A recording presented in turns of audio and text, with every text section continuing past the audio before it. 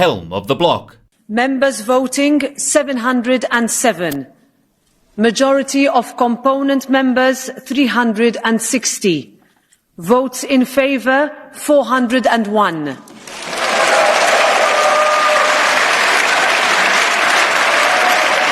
According to these results, the candidate for President of the European Commission proposed by the European Council is therefore elected by the European Parliament. I would like to congratulate Ursula von der Leyen on her re-election, and I wish her the very best for the exercise of her mandate. Von der Leyen's re-election comes just one day after the European Court of Justice suggested she had violated EU law by withholding details of lucrative deals that had been made between the Commission and COVID vaccine suppliers at the height of the pandemic. Members of the European Parliament had requested von der Leyen turn over the contracts, but the Commission refused, releasing only heavily redacted versions of some documents it says to protect its commercial interests. Von der Leyen also refused to turn over text messages that had been sent between her and Pfizer's chief during deal negotiations.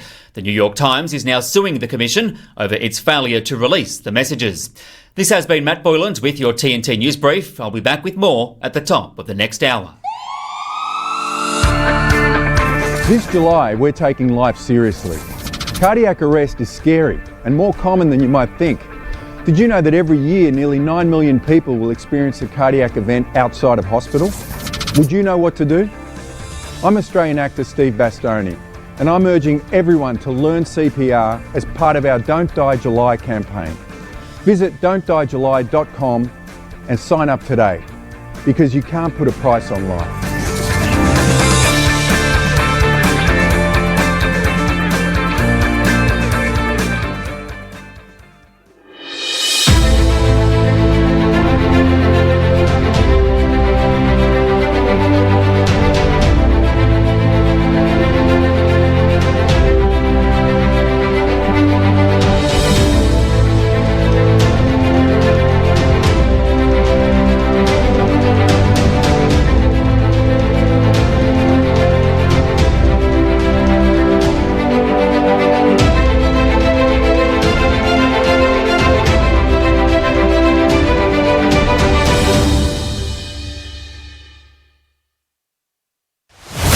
Critically analyzing global affairs. The Muckrakers on today's News Talk, TNT.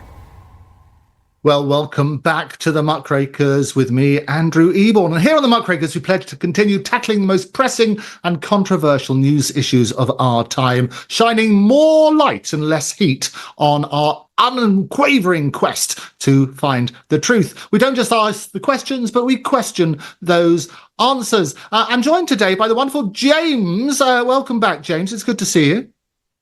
Hello, Andrew. It seems like we were just together yesterday. But yesterday we were talking about your favourite person, good old Ursula, and you predicted it. Tell us about that. Yeah, I mean, I like many people, I would like to see her gone. Although there is a worry about who would replace her if we did get rid of her. But I think it was clear to me that she was always going to get re-elected because, look, the EU has got some big existential problems at the moment. One of them being what's going on in France with the political uncertainty there. But I think bigger than that is the dilemma for Europe about how it pivots to a Trump administration and the fact that it'll totally turn on policy on Ukraine. So I think if they got rid of Ursula yesterday, it would have been absolute chaos in the EU. So I think it was like a sword of Damocles hanging over MEPs. They knew damn well. And also the other thing to mention is, that, of course, the EU Council leaders, European leaders from countries across the EU, they all wanted Ursula back in. So there would have been a lot of pressure on MEPs via their political parties to make sure that she got back in. And she did actually increase her, well, it's not her majority, is it? Because it's not really an election. She was the only person on the ballot paper, but she did increase her vote score. She got 52% when I was an MEP and voted against her. And she increased that to 58%. So, wow. So yeah, interesting times. Well, it's that ringing endorsement that you gave her on the Muckrakers yesterday. I think that obviously helped increase the vote by according numbers. But we touted a few of the names that if she didn't make it, that may well replace her. And it's worth go and check out TNT's site, more platforms than Paddington, and listen to that episode. Now, another thing that's happening around the world today is there's major IT outages. They're hitting industries across the world, with airlines, broadcasters, and supermarkets affected. Microsoft says it's taking mitigation action, but the cause of the outlet hasn't been confirmed yet, the outage, although some people thought it might be something to do with an updated software or whatever. It does make us realise, though, James, just how dependent we are on technology. And when it fails, the whole thing just goes to pot, doesn't it? Yeah, I mean, it is actually quite scary. The prospects of the internet going down, obviously this has just affected certain companies and certain services. But can you imagine if the internet went down, not just for a couple of hours, but maybe for a week? I mean, a whole society would be at peril because, these days, even food, everything is delivered using just-in-time distribution methods. There would be chaos, especially within the cities where transport wouldn't work. You wouldn't be able to buy anything. People would be out looting within a couple of days. It would be absolute chaos. So I think it is quite scary in the modern world how dependent we are on the internet. But of course, the other thing to mention with this as well is, of course, governments around the world want to bring in digital ID combined with CBDCs, and they want to get rid of cash. That's clear. I'm sure that will be a policy put forward by the Labour government as we approach 2030 and, of course, Agenda 2030 with the United Nations. This is just another bit of evidence on why we should not be going down that road. There's lots of reasons, obviously, about freedoms and etc. But just in terms of practicality, can you imagine if payment systems went down for more than just a couple of hours and people couldn't get food? They couldn't get petrol. I mean, literally, society would come to a halt very, very quickly. And of course, in these times when, we're at war with Russia, there's a war on the horizon, potentially with China. Obviously, the advent of cyber attacks becomes more prevalent. So these are real risks. And I think it's just another argument for why we should not get rid of cash. No, you're absolutely right. And I always say, you've got to do both in parallel, don't you? I mean, I speak around the world, as you know, as a futurist and predict what's going to happen with technology. And I always emphasize the point. I mean, things like AI, it's our greatest human achievement, but also potentially our biggest existential threat. We have to understand the limitations and seeing the disruption caused. I mean, broadcasters have been taken off air, some of the major ones, but TNT is still here fighting for the truth, which has got to be something good. I think somebody's looking, just as they looked after Donald Trump, they're looking after TNT as well, don't you think? I think they are. I'd agree with you there, Andrew. So what I want to do today is have a closer look at the King's speech and the various policies that Starmer introduced. We may or may not be joined by Charlie Mullins, who, as you know, is an entrepreneur, media commentator, columnist, and founder of Pimlico Plumbers. He's the archetypal entrepreneur. He started Pimlico Plumbers from scratch in 1979 and built it into a multi-million-pound enterprise, which he sold in 2021 for more than 140 million. Enough for your lunch account there. Charlie's also launching a new family business, WeFix, and already has former staff members who are beating down the door asking for jobs. So hopefully Charlie will join us a little bit later to talk about the government's plans and particularly how it affects business, because he said before the election that if Starmageddon happened, he would leave the UK and probably set up in Spain or Dubai, but still carry on with his new company. So an interesting thing. Have you met Charlie before? Have you dealt with him? Oh, no, I haven't, no, but I'm aware of Charlie. And I'd be very interested to hear his views, because we've also had the COVID initial report come out. And I know a lot of people have very strong opinions on that and requiring workers to take jabs and so on and so forth. So hopefully he'll come on to that. Let's look a bit more than at Starmer's speech. He basically said his mission is going to be based on principles of security, fairness and opportunity for all. And having a dig, if you like, at Liz Truss's extraordinary budget that time. He says everything is going to be sort of checked in accordance with fiscal rules, so they don't have these massive, basically scare, if you like. What was your general overview of his particular plans? Yeah, I think Labour are going to have quite a short honeymoon period, despite the fact that they've got a large majority. It's clear from the election, any kind of sensible analysis of it anyway, that Labour didn't win a huge majority. The Conservatives lost the election and gave it to Labour. I mean, look, if you look at the figures, Starmer did just very, very slightly better than Corbyn did, back in 2019. So I think the honeymoon period will be short. And it's clear the naivety when you look at some of the policies, because I think, there's a number of policies where you can see the battle is going to be between Labour's claimed objectives and the policies that it is actually talking about bringing in. So on the one hand, Starmer's talking about generating economic growth. But Ed Miliband, meanwhile, while Starmer's out of the country, is talking about all of these net zero policies, getting rid of prime farmland, putting solar panels there, but also these North Sea exploration oil licenses that he's talking about getting rid of. I mean, how can you get economic growth if you get rid of the cheap energy that the UK has access to? So the other one is, like I said, food security. They talk about that, but then they're putting up solar and wind farms on prime agricultural land. And increased trade union rights is another one that I think could impact economic growth. We've seen over the past couple of years NHS doctors asking and striking for a 30% pay rise, which is just absolutely ridiculous.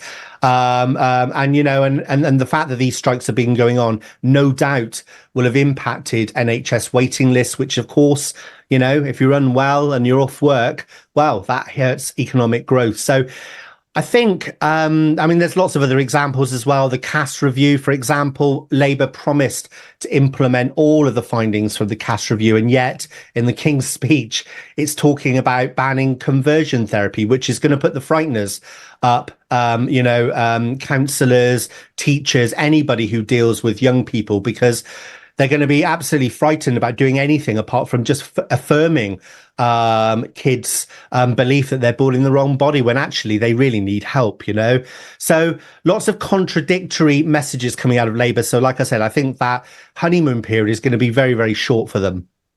I always find in politics, it goes the same sort of pattern, doesn't it? There's that wonderful hope. You have a period of depression and people are basically then voting for what they hope will bring them a new era of prosperity and so on and so forth. And that's certainly what Labour promised. They're talking about change, and Sunak was basing it all on fear, saying if you don't stick with us, the progress we're making will stop. But it always happens, doesn't it? People suddenly get all this hope and then it's going to be a crashing disappointment. But when you touched on this about the Corbyn era, and how they actually did a lot better in the polls. And you look at people like Reform, who got a tremendous amount of the votes, but that didn't convert into seats. Do you think there's going to be a continued pressure to look at changing the rules? And if so, is that pressure going to amount to anything? Because I suspect not. I suspect not, but it's an interesting one, actually, because, of course, the Labour Party at their conference, I think it was the last conference they had, they passed a motion saying that if they got into government, they would bring in proportional representation. Of course, now they've got that majority. You can see them, that's slipping down the list of priorities. So I don't think they're going to bring it in. I mean, this is the problem that we've got. It's a catch-22 because, when parties are in opposition, particularly if they haven't got many seats, they all want proportional representation. But as soon as they get that majority and get into government, well, it's not quite so attractive, is it? So it is a problem, but, it is a problem within the Labour Party for them to deal with, because many, many members, despite Labour getting into government, still believe that that is a policy we should go forward. And I totally think we should as well, because look, there's nothing more disengaging for democracy than people who feel that their vote doesn't count. And a big proportion of those 4.1 million actually reform voters will feel, wow, 4.1 million of us, and yet we've got 5 MPs. So there's a huge argument. I think the other thing pointing towards the need to go for proportional representation is that first past the post really works well when you have 2 big parties, right? It works well then. But, we've seen a 17 percentage point drop between the 2019 election and this latest election in terms of the combined share of the Conservatives and Labour's share of votes. And if you look over time, you can see that proportion going down and down. So first past the post isn't a great system for a political environment where you've got lots of parties. And that's the way we're going. We've seen the Lib Dems increase their vote share and the number of seats they've got. The Greens always do fairly well versus the number of seats they get. And of course, now we've got Reform. And I expect Reform to go from strength to strength. So there are huge arguments for the preservation of democracy, for encouraging people to vote in terms of doing it. But I suspect Labour won't do it. No, I think you're absolutely right. And it's shocking when you see the figures. First of all, apathy seems to have won more than anything. The turnout was much lower than it was in previous elections. But basically, Liberal Democrats got 12% of the votes, and that converted into 72 seats, whereas Reform, I think, got 14%, and that only converted into 5. It doesn't sound fair, does it? Anyway, we're going to have a quick break. After the break, we're going to be joined by Charlie Mullins. Stay where you are. It's been said that when someone you love has Parkinson's, you have Parkinson's. The truth is, Parkinson's disease doesn't just affect the diagnosed. It affects everyone who supports and helps care for them. Worldwide, over 10 million people are living with Parkinson's, a neurological disease that affects movement. And with so many places to search for information, it can be difficult to know where to begin. The Parkinson's Foundation has answers. Answers for everyone in the fight. We can help you understand the disease, help you find expert care, give you tips for living a better life, share the latest research, help you find local support, and there's a free helpline you can call. Find your answers and join us in the fight against Parkinson's.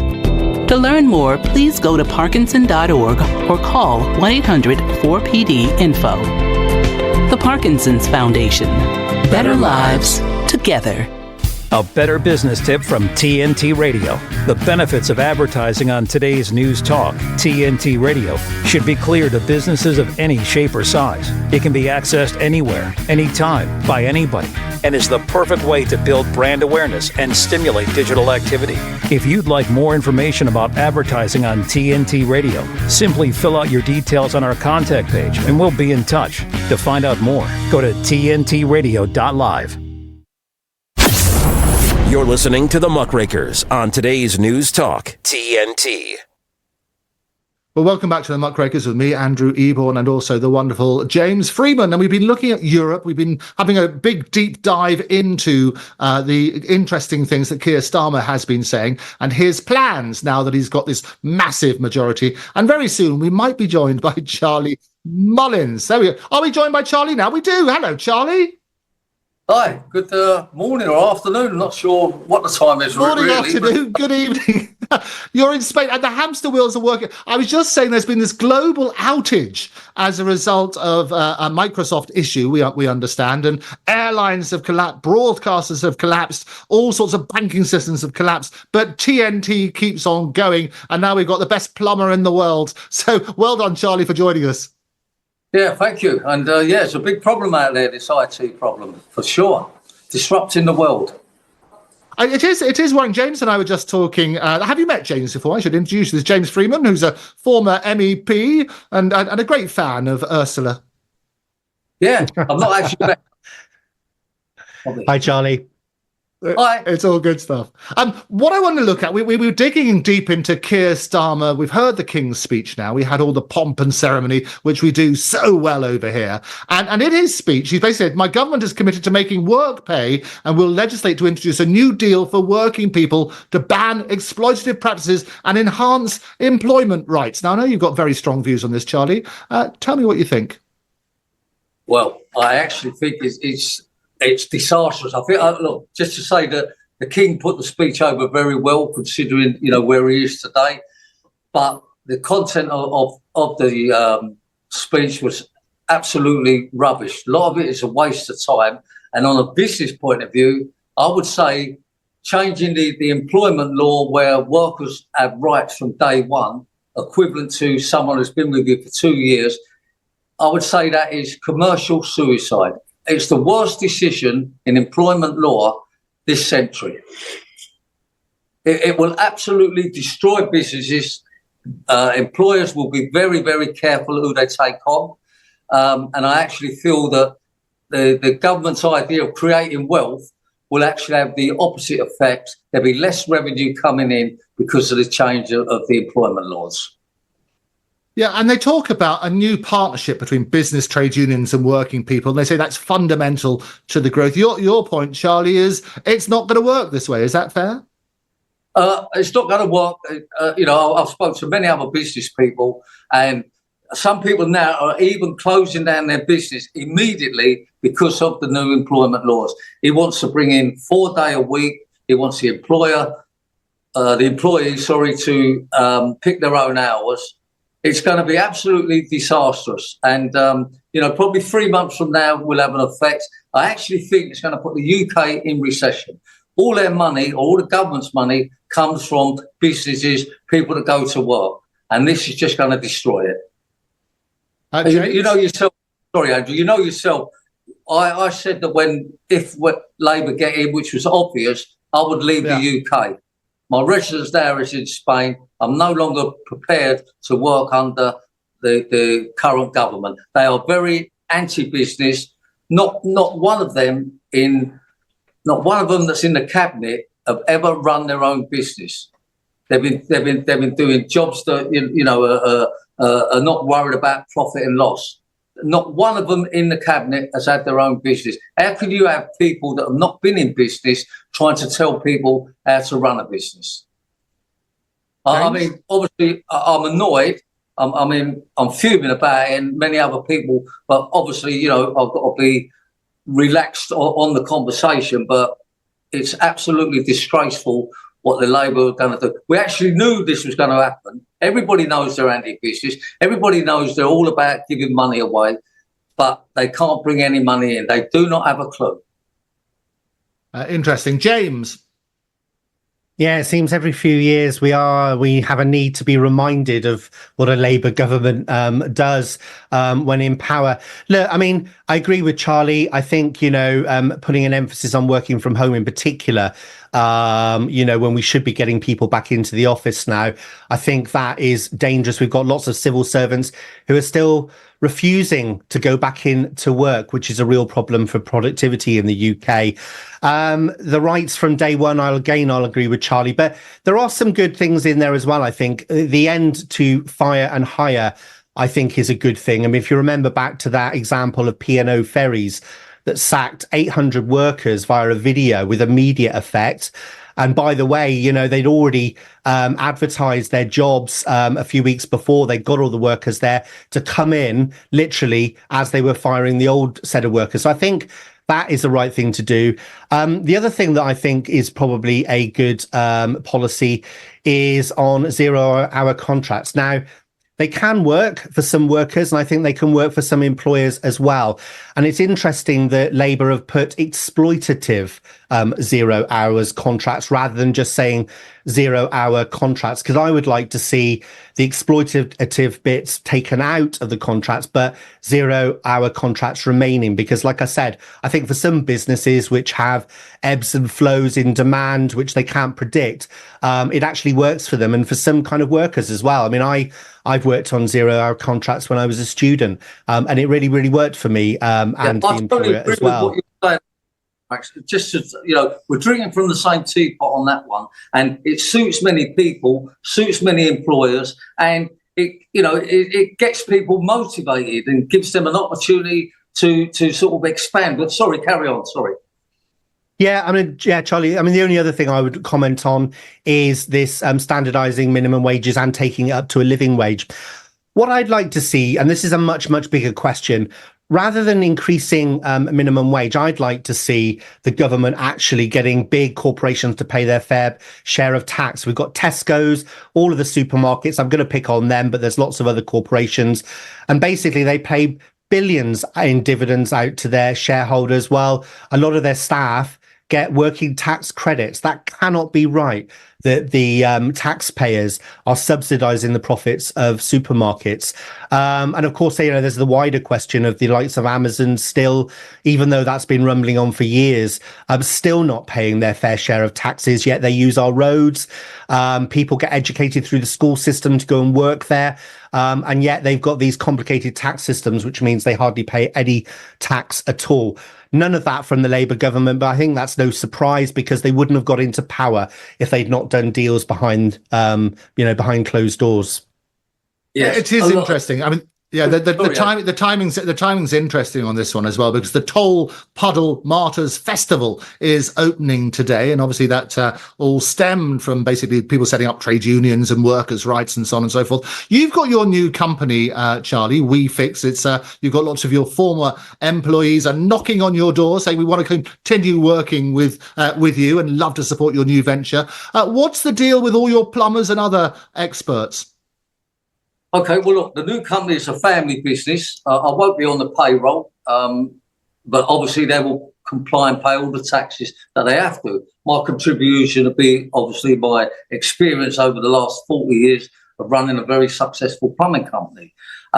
We need to sort out how we're going to employ people, whether we can, go into this self-employed thing, which gives you more motivated people. But at the moment, I think the government and the tax people have closed down every opportunity for people to earn more money and be successful. I'm not just talking about the owners of the business. I'm talking about staff and all. Many staff that worked for me before managed to buy their own house, have a wonderful life because they was on a self-employed basis, or the gig economy. Doing away with the gig economy will again affect our economy and will affect a lot of people. So I'm sorting out how we're going to go about the tax side of it or the employment side of it, but it's just made me more and more careful who I take on, because if you take someone on, how can you employ someone one day, give them a contract the same day, and then next day you don't feel they're up to standard, and you're already in a situation that if you get rid of them, you're going to have to be paying them money. It's just the craziest change in employment law I've ever known. And what I find extraordinary, Charlie, is that the government must have consulted business leaders such as yourself about this, and presumably you made all those points then. What was their reaction when you raised these points? Well, when it was with the Conservative government, they listened a little bit. They started to listen, because I'm very much getting apprentices into work. But as I have to say again, Labour government are very anti-business. They do not understand business. They're giving nobody any help. To actually bring out these changes in employment law is going to absolutely crucify businesses. So there's nobody in Labour, as I said, that has in the cabinet that have run their own business. So I have to say they're just clueless, a total waste of time. And if I'm being honest, I think there'll be another election called very soon. I think they'll have a no confidence vote on Starmer. And I think people will be begging to get Nigel Farage and Reform into number 10, because that's the only man in politics that can sort this problem out. You're smiling, Andrew. I always smile. I had a little bet on how long it would take you to mention Nigel's name, but I think I won that bet. James. Yeah, I agree with Charlie on a lot of those points there. The other thing to mention is obviously the trade union rights, which Labour is saying it's going to strengthen. Look, good example of where that is going to hit economic growth and impact the country as a whole is the doctors' strikes, they've been demanding 30% pay rises, which, you know, given the economic situation, given the fact that other workers have had to accept much lower pay rises, what makes doctors so special? And yet they're able to hold the NHS to ransom at a time when it's trying to reduce waiting lists. So, and look, you know, I'm not having to go in doctors particularly here, but I'm just saying if you increase trade union rights at the moment, I think we will see more disputes. The teachers, the nurses, none of them are happy with the pay settlements they got recently. So I predict that probably 1-2 years into this Labour government, we're going to see more strikes, national strikes up and down the country. Yeah, and it's also about an understanding. Yes, I mean, it's basically an understanding because the doctors themselves, they're saying that they're way behind. Is that 30% is only because it's relative to what they should be being paid. So I think it's putting that in perspective. And also barristers. I mean, barristers went on strike, particularly criminal barristers, because they said crime doesn't pay. And they sort of highlighted the difficulties they've got at the bar because they would take on a case, they may not get the money through the system for some time, and they were doing more hours than sort of minimum wage. So it's a question of sort of shining a spotlight on this. But interestingly, the UK typically ranks highly in international indicators of how the labour market's flexible. 4 million more people in work than in 2010, but also people have been very worried about these 0 hours contracts. Going back to you, Charlie, and so the people that you employ, you talk about effectively you're going to be looking at them being self-employed going forward, which is effectively the same as a 0 hours one, isn't it?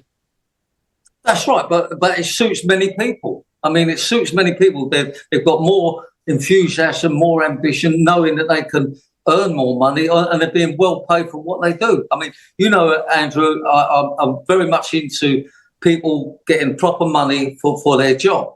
And, you know, I'm not a great lover of unions. There will be more strikes, there will be more disruption, and there will be more people lose their job. So, you know, I just feel that why would you, you know, sort of attack the worker? That's what they're doing. They attack the worker. And as the other guy said, you know, all the loopholes for the big companies that are not paying tax, yes, they need to shut them down. They do, and make them sort of contribute. The other thing, as we all know, we are overloaded the country, and that is putting a tremendous strain on the NHS and many other departments out there. We need to stand up, put a stop to what's going on, and stop attracting people over here and giving them free money, free houses, free clothing, education, NHS. We need to put a stop to it. Yeah, a very interesting point on that. I mean, basically, they're saying, going back to the 0 hours stuff, there's over 1 million people basically are now on 0 hours. It's been risen to over that since the last over the last decade. And it's I guess it's about putting the other side of it. It's about security. You're right that people want to be basically aspire to being self-employed and being self-financing and so on and so forth, and the pride you get out of running your own business effectively. But it's about security as well, isn't it, James?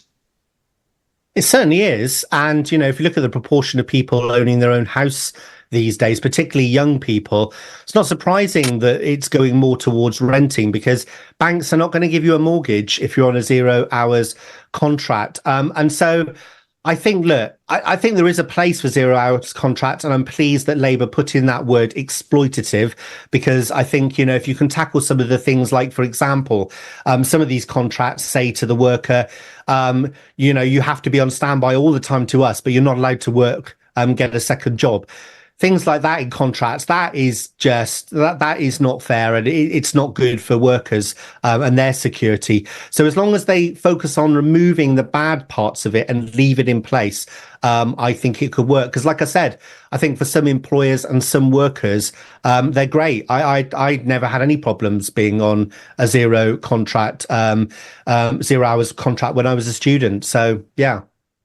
It is interesting, as you say, they put the word exploitative, which is obviously quite inflammatory, especially when you're talking about drafting legislation. But are there some 0 contracts that are not 0 hour contracts that are not exploitative? Charlie would say it basically floods the economy with opportunities for people to be self-employed. Is that a fair summary, Charlie? Look, I'm sure there is some companies that exploit the situation of someone with a 0 contract, but they're the ones that they need to deal with and put things in order. You know, everybody should get, you know, a fair day's money for a fair day's work. And obviously there's certain companies that are exploiting it, and they know who they are, and the companies know who they are, and the workers know who they are. So, it's something like that we should be tackling, but, it doesn't mean that they should penalise successful people or people that want to get on because certain people are exploiting it. But unfortunately, that is how it is, and I feel very sorry for the people that are being exploited. But good businesses, successful businesses, and good employer will not go down that road at all. We all know the more you incentivise your worker, the better everybody is. And it's testament to you, I was saying at the beginning of the show, it's testament to you and We Fix that a lot of the people who previously worked with you at Pimlico Plumbers want to come and work for you now. So clearly they don't feel exploited. Is that a fair summary? Exactly right there. I mean, we're not allowed to approach any of them, and we're not doing that. And many have been on to us and saying that they love the way we run the business before, and they want to join us, and hopefully they will. And that's the intention. If they want to, why not? The company that bought Pimlico Plumbers is an American company, and I believe the way they're running it is a little bit too like the American side of things, not a personal service. And we will be very much running on a personal basis. Someone will always answer the phone. Someone will always turn up on time, and your work is guaranteed. And I think that's what the market needs where we are at the moment, because again, certain businesses are not even answering the phone now. It's all done by computer. It cannot work for all businesses. And for sure, we will go back to how I used to run the business, but we will have a much more prestige business now, because you know yourself, if you've been in business 41 years, you know if you survive and you've got good staff, that the way to run a business. And many of my staff have been with me 30, 20, 10 years, 5 years, loads of years they've been with me. So that says, as you just said, you've got to be doing it the right way. Yeah, one of the biggest challenges that businesses faced was COVID and the reaction to that. And the first report of the UK COVID inquiry has just come out. It pinpointed serious errors of state. They said Lady Hallett, who was chair of the statutory inquiry, she basically said there were these fatal strategic flaws. You got a lot of publicity, quite negative, some of it, Charlie, over the whole reaction about COVID. What are your views with hindsight? Well, look, again, we complied with what the government was suggesting, putting all the safety equipment on. All our engineers had the masks, the gloves, they used to test themselves before they went in. That's what the government suggested. The customer was very happy with that. We worked all the way through COVID because of that and helped out a lot of people. There's so much, is it right, is it wrong? I mean, that's for the scientists to work out what's right and wrong. I still think it's very confusing, but I do know of many people that passed away and allegedly it was COVID. So I believe that it helped a lot of people, but, other people have got different views on it. I just say we done the right thing at the time. If it went again, we would again comply with what the government are telling us to do or requesting us to do. And I guess the question, Charlie, is really about the mandatory, basically requirements that people have jabs, otherwise they're not employed. What are your views on that? Well, that I stick by that at the time. What I actually said, we never implemented it, but it was about August, and I think COVID sort of went away around about September-ish. And I said that anybody that I employ from September will need to have had a jab. I wasn't forcing anybody. I was just saying I'm not going to take on people that would jeopardise my workers and the customers. And I believed in that at the time, and it was the right move. But people try and say that I forced people. Of course I never forced them. I said I will not be taking on new employees that have not had the jab. And again, that was my decision at the time. And again, if COVID came again now, that would be my decision again. Yeah, and it is difficult as a business leader to sort of turn around. You have, and people have become over-reliant, if you like, on the science, and we depend on experts, and when they contradict each other, it makes it even more difficult. But evidence is coming to light all of the time that it was an appalling time. There were some terrible decisions being made, and I'm very keen to sort of dig a bit deeper into that. Lady Hallett, just to finish on her words before we go to the break, she says, never again can a disease be allowed to lead to so many deaths and so much suffering. There's going to be so much more to unpack. I'm going to do that straight after these messages.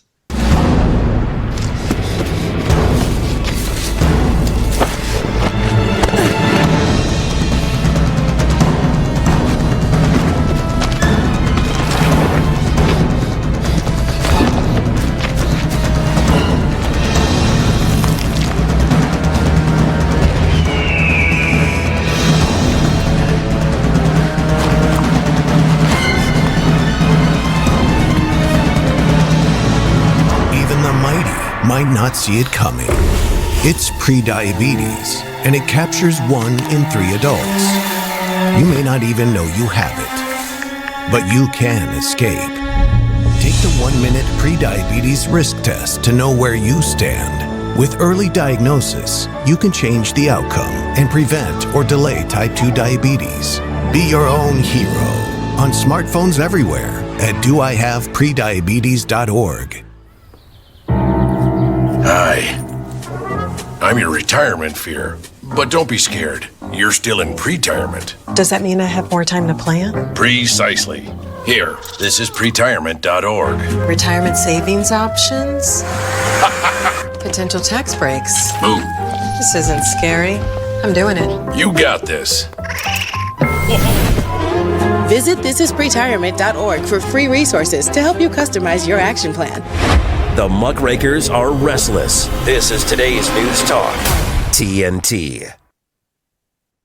Well, welcome back to the Muckrakers with me, Andrew Eborn. I'm joined by James Freeman, and also the wonderful Charlie Mullins has joined us as well. And a big campaign which we're supporting here in TNT is Don't Die July. It's all about heart safety should be a priority. And they're recommending that people go along to www.don'tdiejuly.com to get the whole family involved in what they call a quick and fun 30-minute CPR course. And basically these can save lives. I think it's sort of 30 pushes and 2 breaths is the basic sort of proposition. So Don't Die July, do pop along there and sign up. Some brilliant information and you could save lives. Talking about saving lives, James, we were looking at COVID and the very difficult conversation, the difficulties that businesses had trying to follow what the experts in inverted commas were telling them. And a lot of that expertise, it's turning around, was flawed. That's what we're finding now. We've had Lady Hallett's damning first report. There will be more to come out. What's your take on it? Interesting that you're talking about Don't Die July, Andrew, because, you know, it's clear now from the statistics that across all of the countries across the world where you had high uptake of these mRNA products, that we're seeing heart problems, strokes in young people. I mean, this is what the official data shows. We've seen excess deaths as high as 30% across these countries. And it's clear that the mRNA jabs are partly responsible for that. World-leading experts now even talking about turbo cancers being caused by these new jabs, which weren't tested. A lot of the clinical studies, we know that there was fraudulent behavior in that now, and yet the government's indemnified these companies. And you know, we were lucky in the UK that there wasn't legislation around forcing people to take them to work. But some employers, like Charlie, did insist that. I think, to be honest with you, it's disgusting. I think that nobody should be forced to have a medical intervention to be able to work. And Charlie, can I just ask, because you went on GB News and you said the unvaccinated should lose their human rights, furlough, and their job. Do you still stand by that? Well, I say, do I still stand by? What I said at the time is that if we're being told that it's better off to have the jab to come out into the public, then that's what I complied with. I mean, I don't think that, you know, when you're saying, would I still do that and do I still agree with it? At the time, it was the right decision. You know, we was told people need to stay indoors. They've got to wear masks. They've got to do this. And the statement I made was, I never said anyone's going to lose their job. I said that I will not be taking on new employees unless they've had the jab. That was their choice. What about that? What about that statement though on GB News, where you, and I'm quoting you here, there's a post on X. It says the unvaccinated should lose their human rights, their furlough, and their job. You said that. Do you stand by that? Okay, I never said they should lose their human rights. I never said that at all. Whether I said they lose, I don't recall saying they lost their job. But if you say I did say it. But what I was saying about these people is they should not be able to come into the workplace and put other people at danger. That was the point I was making. Yeah, but Charlie, I mean, look, governments don't get everything right. I mean, there's examples in history where we've had medical drugs come in and lots of people have been harmed.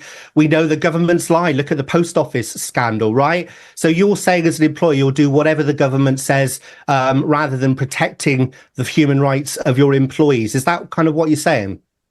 Well, what I said is that we was complying what the government was suggesting. And at the time, look, let's be fair, this COVID was new to everybody. And everybody was very sort of up in the air. It's changed the world. So somebody had to make sort of some form of guidelines to go by. That's what they come out with. We done our best to comply with it. But I go back to what I'm saying. Nobody lost their job. Nobody lost their human rights. On the furlough thing, I never believed in furlough anyhow. I feel that has created situation now of people not wanting to come into the workplace. I don't believe the government should give them full pay for sitting at home and doing nothing. That's my view. But Charlie, can we just? I mean, I'd like to hear you kind of make a promise now, because look, I've done a documentary with UKCV Family. It's a British charity that represents people that have been and that have died from these vaccines, and also that have been injured. I've interviewed many people that have, wheelchairs, that have got heart problems. And these are not small numbers when you look across the world. We're talking about hundreds of thousands, maybe even millions of people. And there is a cover up going on in government. We know that because I know two ministers, Tory ministers, have actually come out and said the reason the COVID inquiry put the vaccine segment of the COVID inquiry till after the election was because it could have collapsed the government.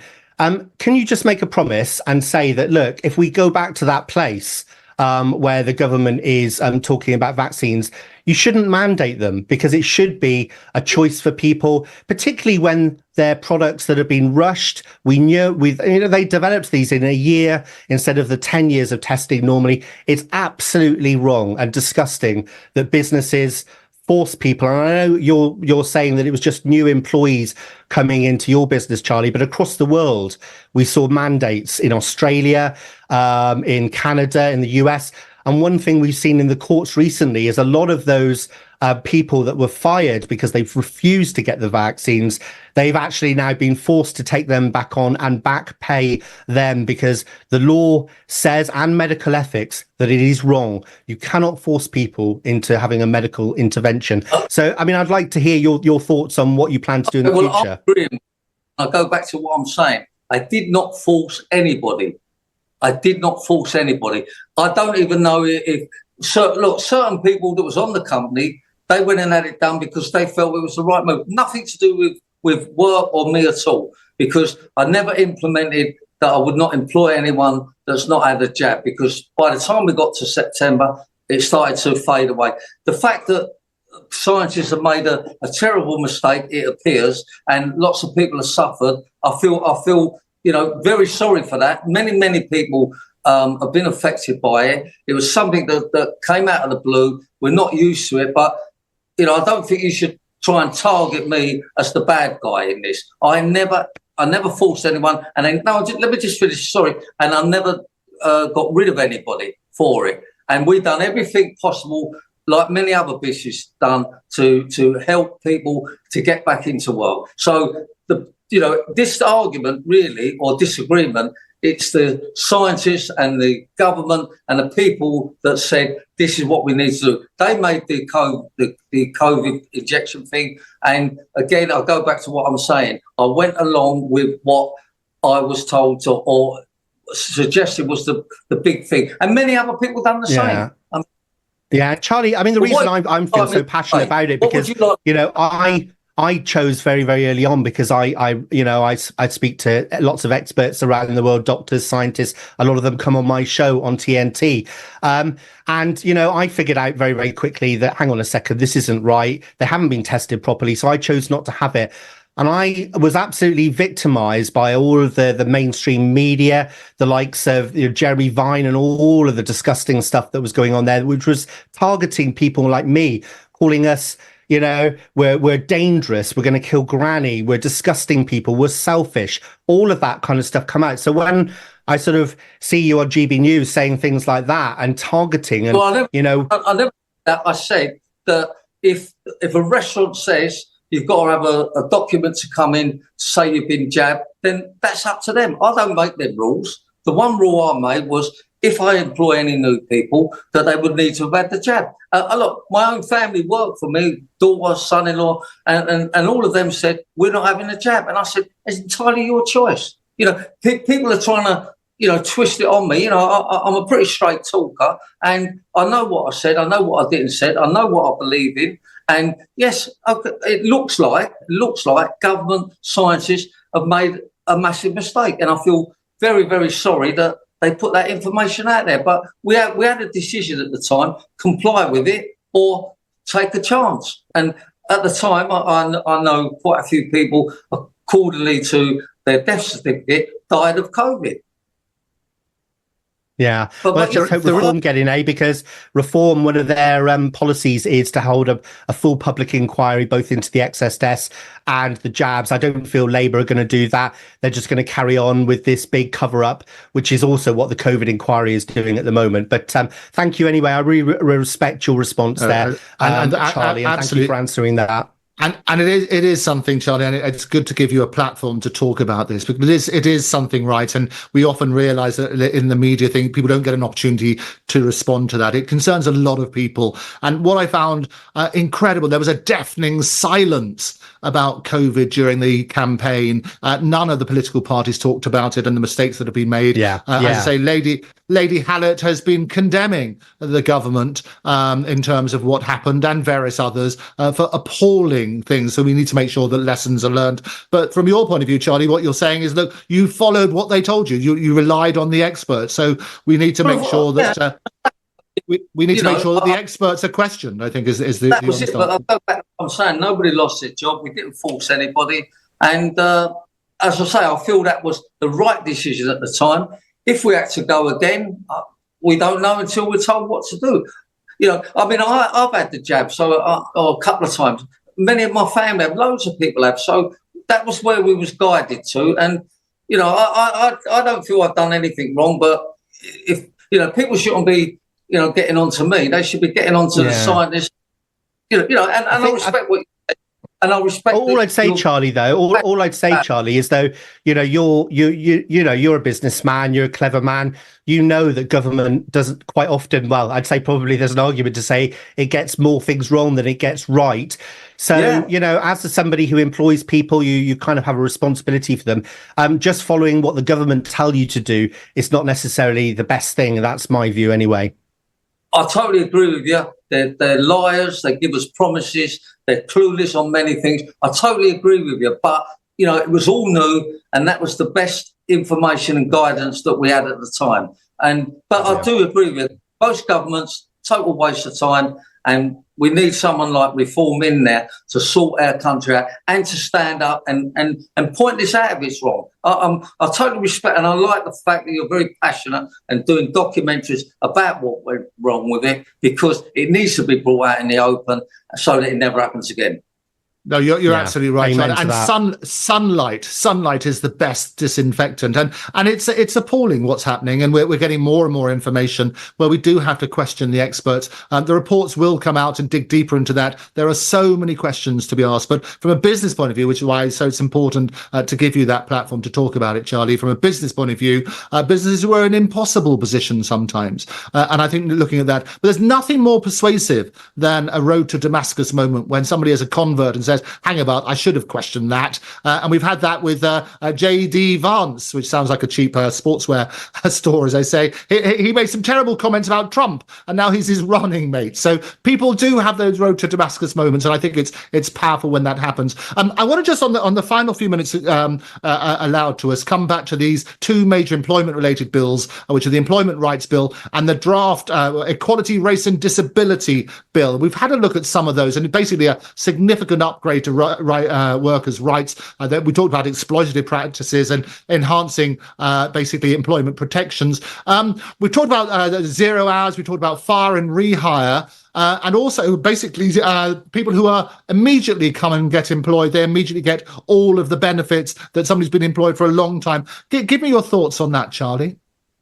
Well, it's the worst employment law change decision in a century. I believe it will be disastrous. I don't believe anybody gains by it. And I actually think that more and more people will be out of work, because why would any business want to take on somebody that's got all the rights after day one, would not even give them a trial? I mean, this is the biggest mistake that Labour have made up to date. They've only been in 2 weeks, and you can see what's going wrong.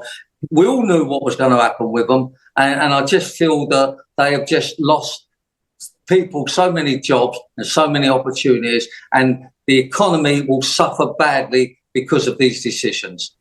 I'm all for a fair working for somebody. I totally agree with that, but you cannot employ someone one day and they've got a contract the next day, giving them all the rights possible. In 41 years, I've had one tribunal case against me. Okay, they won that he wasn't self-employed. I say he was. They say he wasn't. I've had one case that went against me, and they made the wrong decision then. Believe me. Okay, James, 30 seconds. Yeah, it's really easy for me. I think the one thing that demonstrates the naivety and there's so many contradictions in what Labour is saying it wants economic growth, and yet it's installing policies which are going to take away from economic growth. But the big one, I think, which will hit them later this year is Ukraine. It seems that Starmer hasn't just continued the Conservative stance on Ukraine. He seems to be bolstering and doubling down on it. And we know it looks like Trump's going to get in. And it'd be interesting to see how Sir Keir Starmer navigates that, because he's going to have to do an about turn. He's going to look like all of the other NATO leaders, like their US patsies. So I think it shows his lack of strategic foresight that he's doubling down on Ukraine now.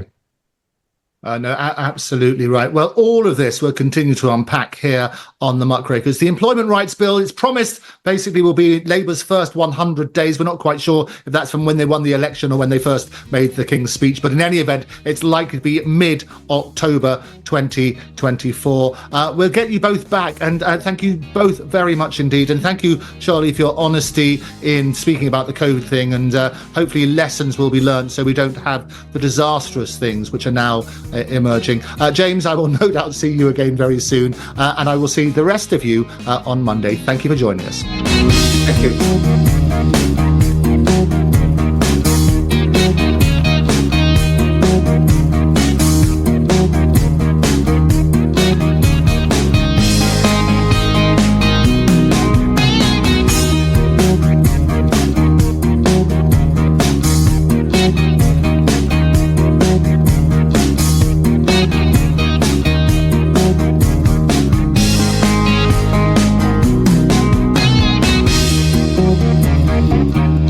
To hear a replay of this hour, go to episodes at tntradio.live.